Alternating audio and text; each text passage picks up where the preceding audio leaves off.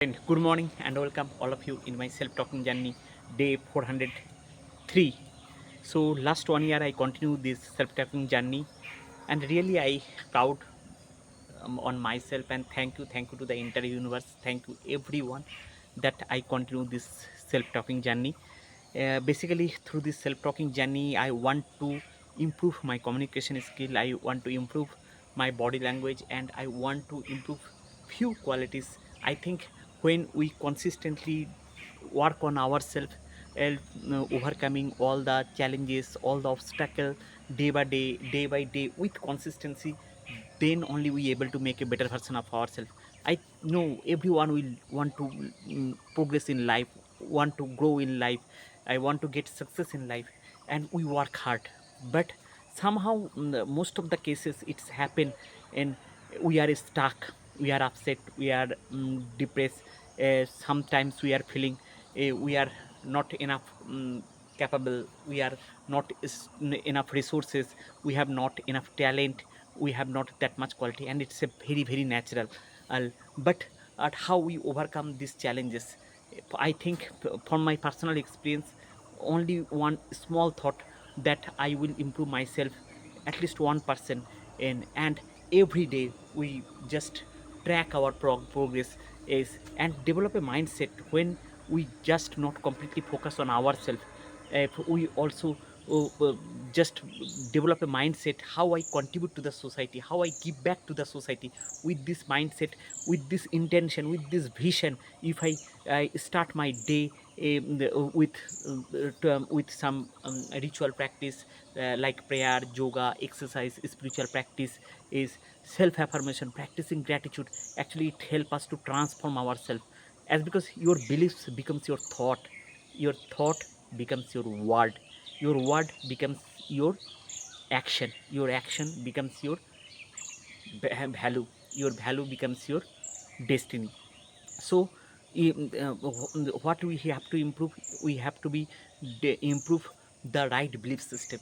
If we have a wrong belief system, then we have to be identify what is the wrong belief system that is not help us to grow.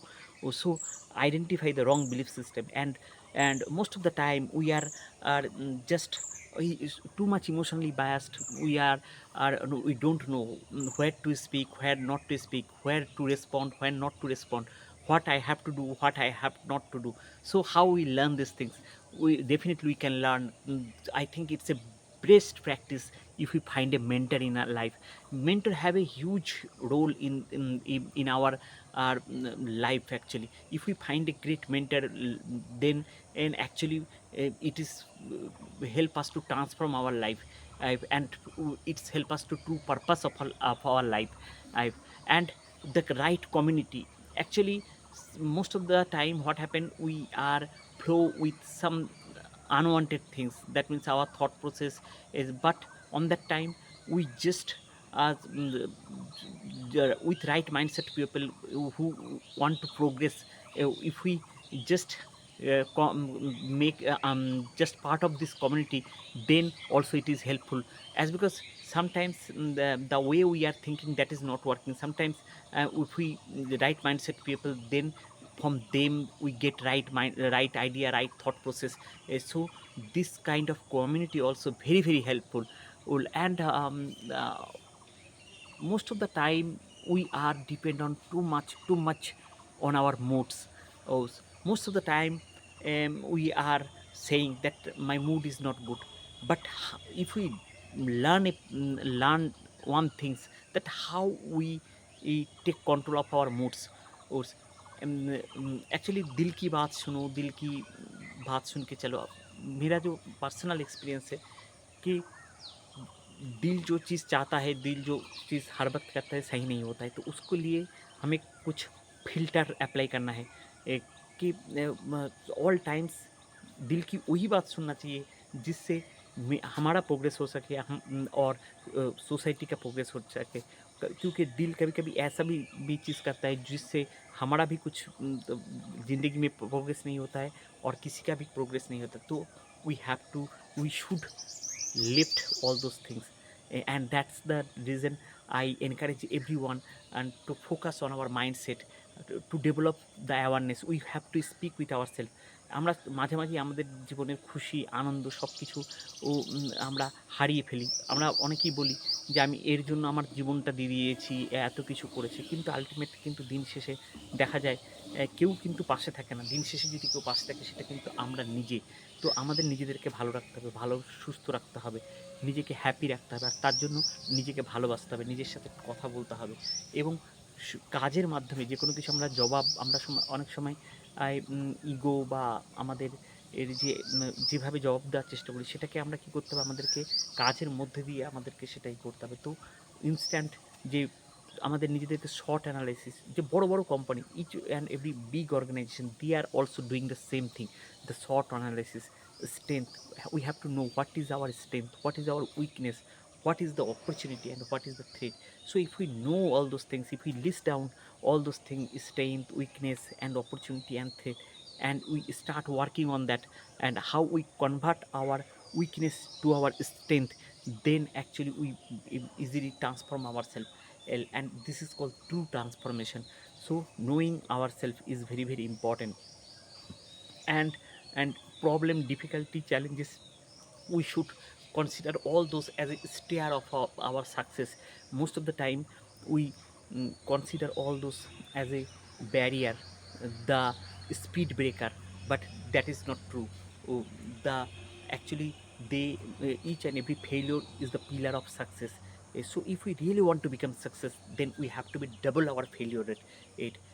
And each and problem, challenges, that is very true in our life. But if we learn that technique, that how we overcome, I think no one can stop.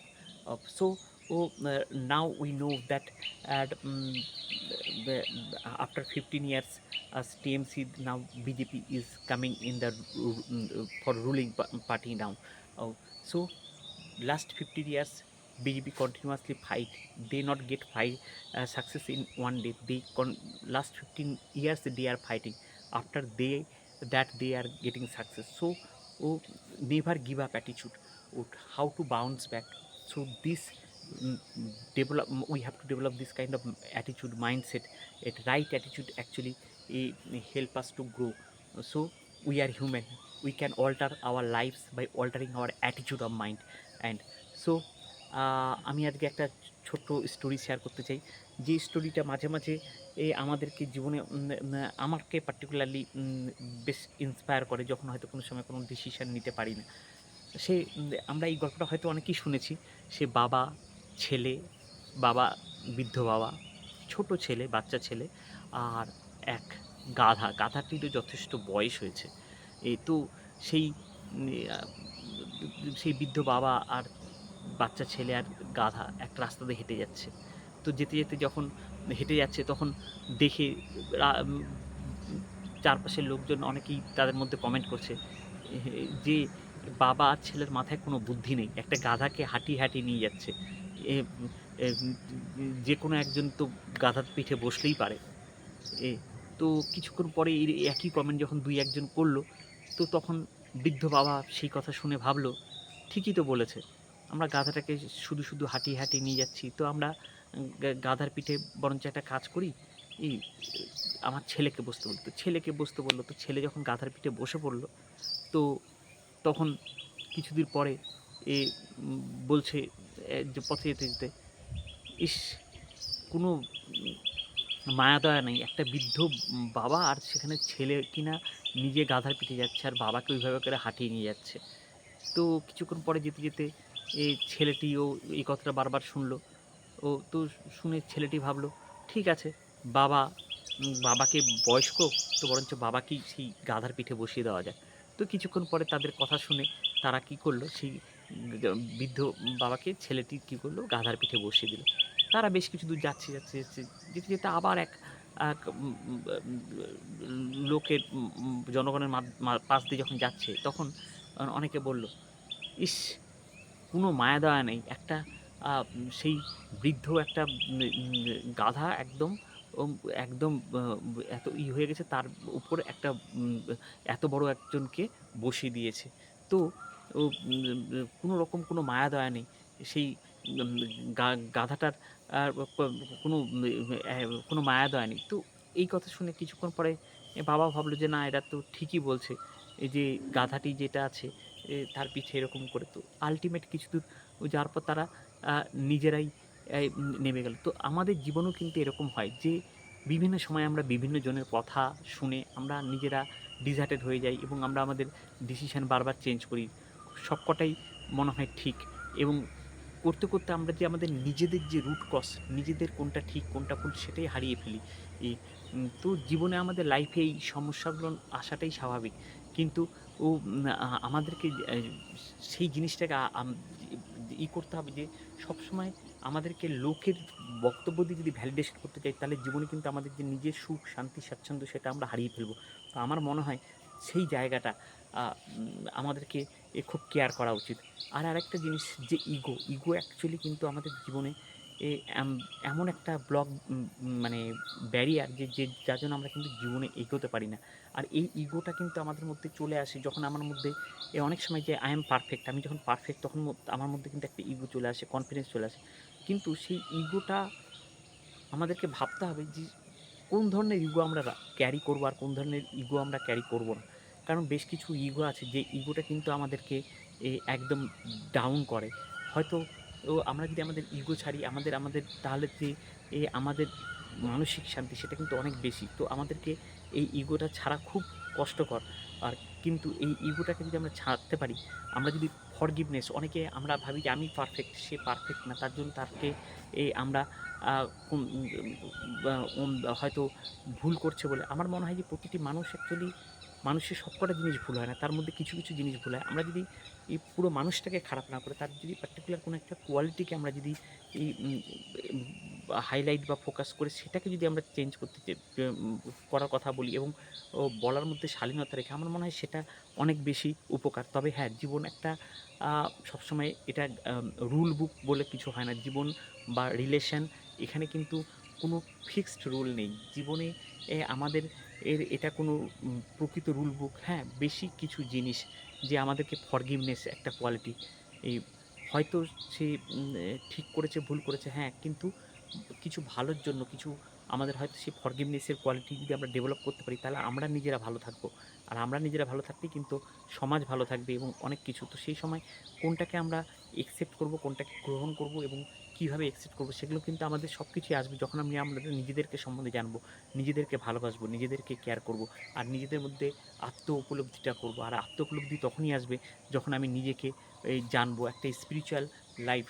কারণ আমাদের India কিন্তু যে ancient India সেটা কিন্তু এই স্পিরিচুয়ালিটির জন্যই এই অনেক বিশ্বের কাছে একটা বিশাল জায়গায় কিন্তু আমাদের পজিশন আছে। কিন্তু যে কোনো কারণে আজকে সেই পজিশনটা আমরা হারিয়েছি। তো আমার মনে হয় আমরা যদি নিজের স্পিরিচুয়ালিটির দিকে ফোকাস করি তাহলে কিন্তু আমরা আরও অনেক ভালো জায়গায় যেতে পারবো এবং আমরা আমাদের ভারতের যে গৌরব, ঐতিহ্য, পুরনো ঐতিহ্যকে আমরা কিন্তু ফিরিয়ে আনতে পারবো। তো আজকে এই পর্যন্তই। Wish you stay healthy and happy. Thank you so much. Bye bye. Take care.